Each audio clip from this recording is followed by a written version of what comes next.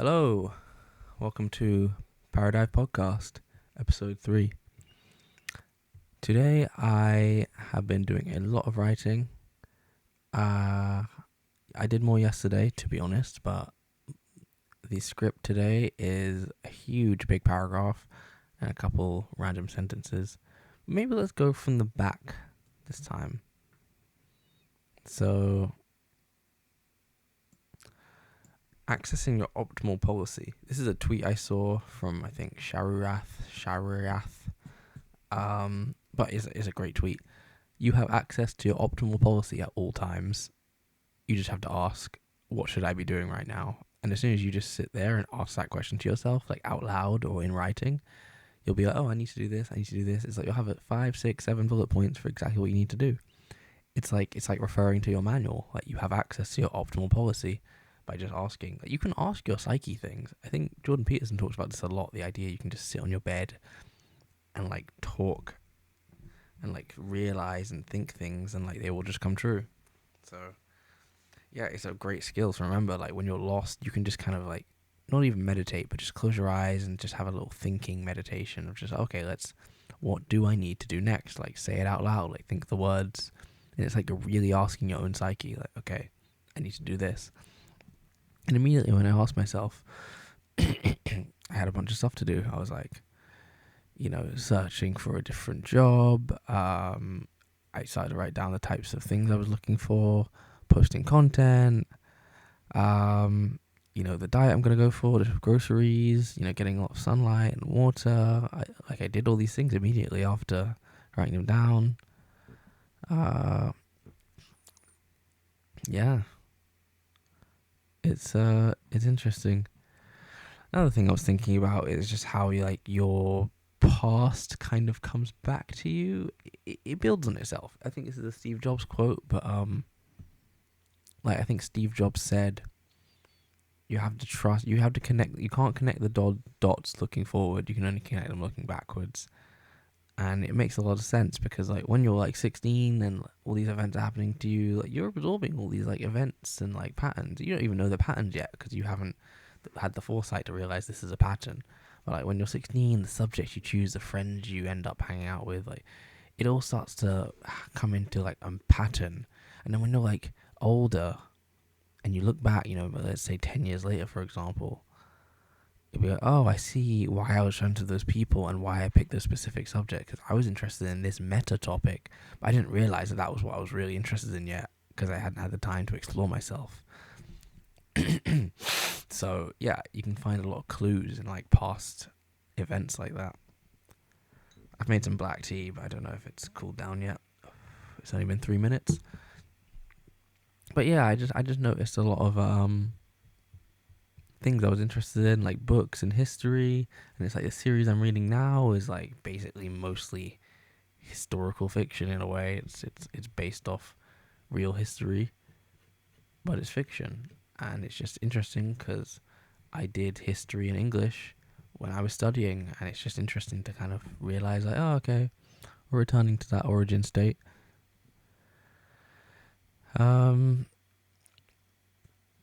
Oh, this was good. The Snake, the Farmer, and the Heron. It was like a story about how you can't trust anyone, basically. Or you can't trust like a bee. It's like, if you try to help a bee, as soon as it gets better, it will sting you. And it's just like the idea is like, it's its nature. Like, even if you save something, if it has the ability to cause pain, it can cause you pain. And then I realized I had to apply that to my life and the situations I've been in. It's like, I might blame other people, like, oh, that person hurt me unfairly, like, I've been fucked over now because that person messed me up. But it's like, if it truly is their nature, then it's like, there's nothing I could have done. It's like, if you get hit by a whirlwind, if you get hit by a force of nature, you got hit by a force of nature. You can't blame the tsunami. It was a product of nature itself, and you live in nature. So, yeah, like maybe you can't blame a specific person because the person is a product of nature, and you're living in it. Like that's just how it works. You have to ask for what you need. Oh, life is a fundamentally unserious thing. I like that. I think that was a tweet I read earlier, but it's great because life is not that serious. It's like once you've seen, dark events and bad things have happened to you, it's like, okay, maybe it wasn't that serious. Like maybe you can kind of just float around. Like you can be serious, but like ultimately see everything as a joke. Because maybe it is a joke. Maybe everything is just divinely orchestrated to be funny. I remember Elon Musk said this, and it's great. The universe, or fate, loves irony. Oftentimes, the most ironically true or ironically funny outcome is what fate wants.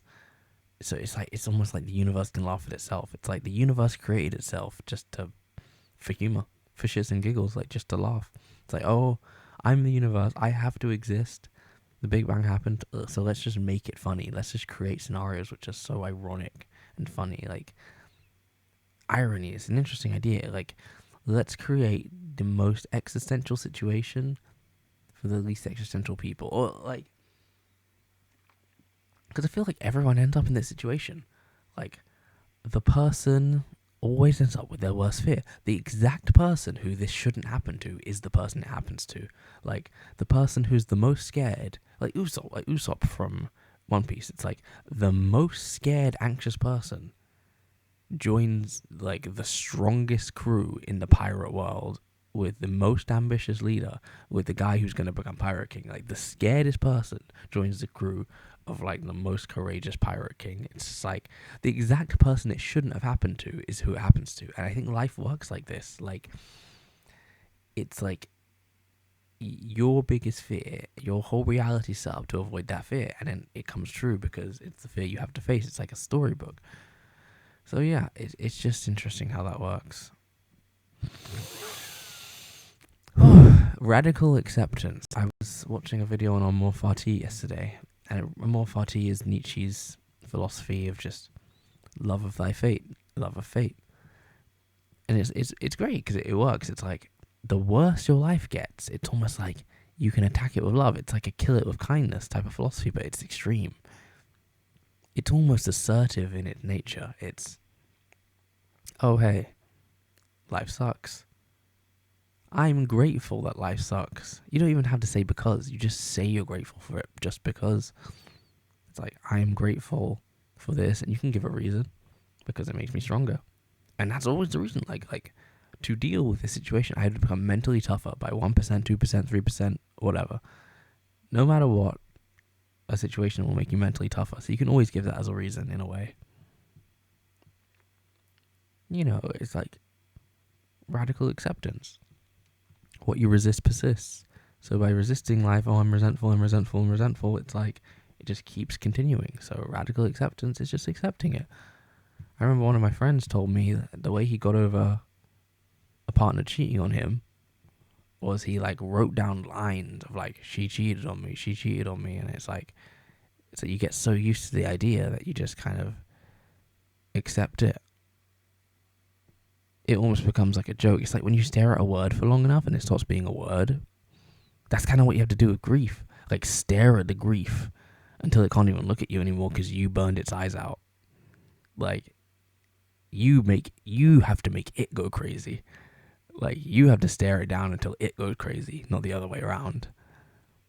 That's kind of what Amor Fati is. It's like you stare life and death and like pain and suffering and irony in the face. Like, okay, life's a joke. Life's ironic. Okay, great. I love it.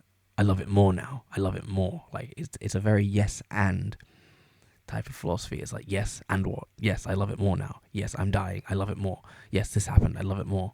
Yes, I have a disability. I love it more. Yes, I have a mental illness. I love it more. It's like you just keep going to the extreme, and it's like it's kind of incredible because it works. It almost implies a certain insanity, but like maybe insanity is the only way to deal with the world, this insane world.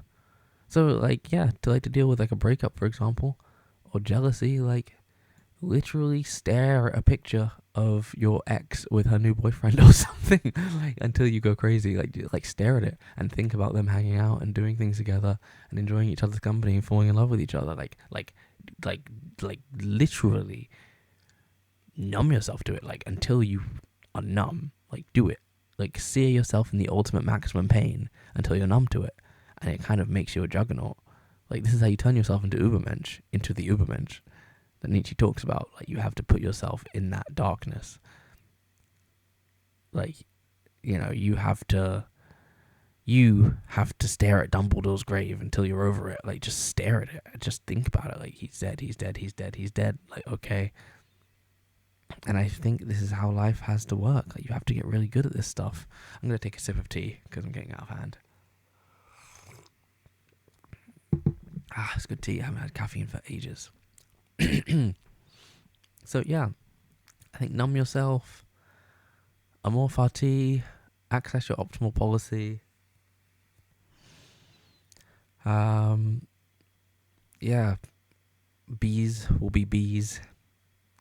Ask for what you need.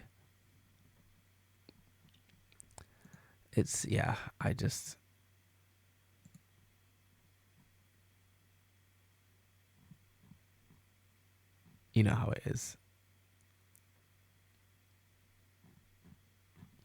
I think that's all. I'm just double checking my Twitter just in case there's something here I want to mention I didn't note down.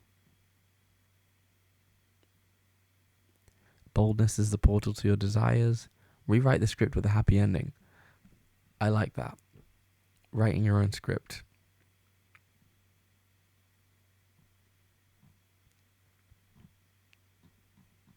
Yeah. Song recommendations. Float On by Modest Mouse. Oh, you know what? The DJ thing. Well, Spotify's not bad, actually. Gave me some good songs today.